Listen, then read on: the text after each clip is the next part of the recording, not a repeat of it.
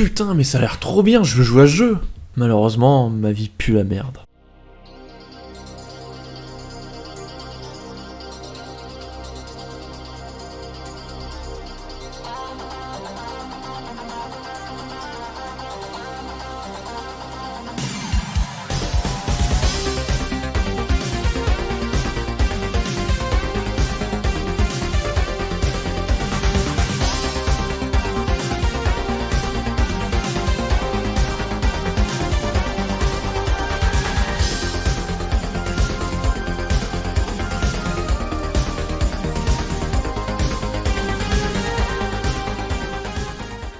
Harry Potter et les reliques de la mort partie 1 est un jeu de tir à la 3ème...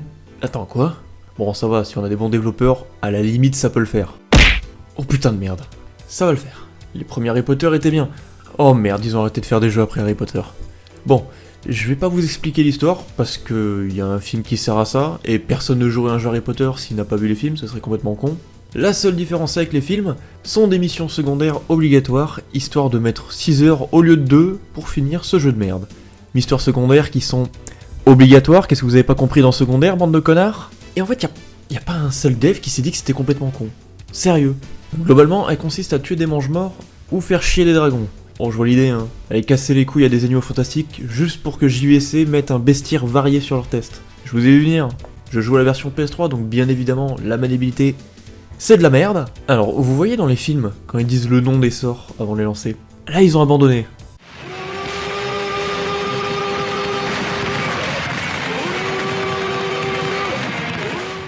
Valait peut-être mieux, ouais. On a plusieurs sorts différents, mais ils sont trop loin à lancer, donc on les utilise seulement quand on est obligé. Ce qui fait que le jeu est toujours pareil.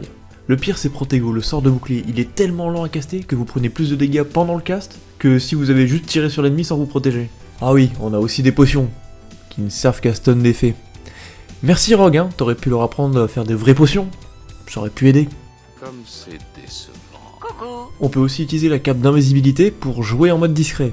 Bon, déjà qui se ferait chier à perdre 10 minutes de plus pour juste être discret, surtout qu'il n'y a aucun intérêt. En plus, la cape a un temps de chargement. Genre au bout de 20 secondes, tu deviens visible. C'est quoi la justification? La cape a une batterie d'iPhone, c'est ça? Parlons de l'IA, le seul bon point du jeu. Non, je déconne. Regardez-moi cet abruti. Non mais Hermione, tu te fous de ma gueule? Au moins ça facilite la tâche à ceux qui veulent la jouer discret.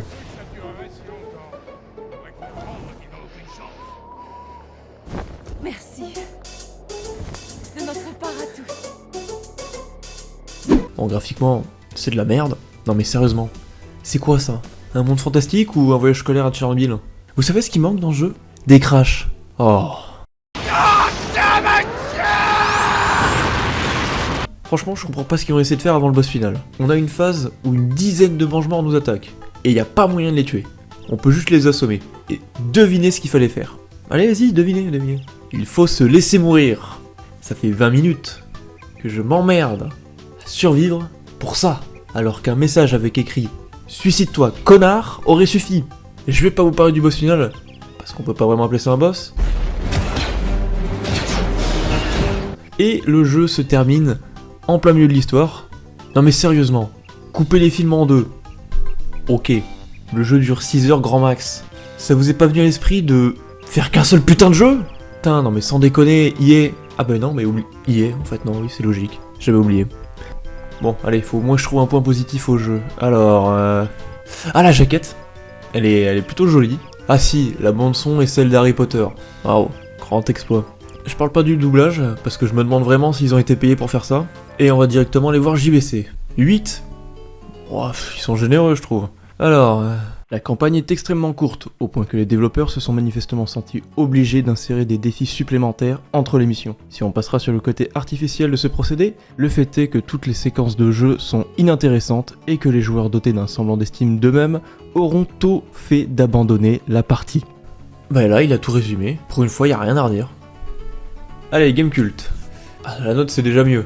Regardez comment ils ont galéré à trouver des points positifs. Trophée facile. Ouais, dommage pour les joueurs de Wii. Pas trop de vilains. Techniquement, ils sont déjà 4 fois plus nombreux que dans le film. Et pour les points négatifs, j'en ai déjà parlé avant, donc on peut s'arrêter là. Je suis étonné par le nombre de personnes qui ont aimé les graphismes du jeu. Vous êtes immergé dans l'univers de Harry Potter là?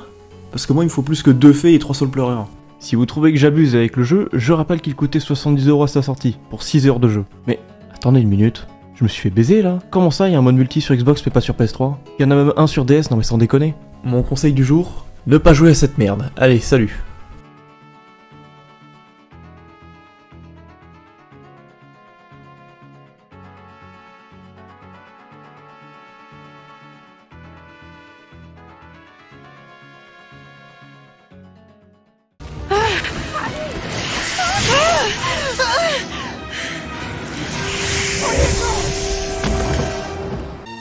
Mais d'où vient ce foutu serpent de merde?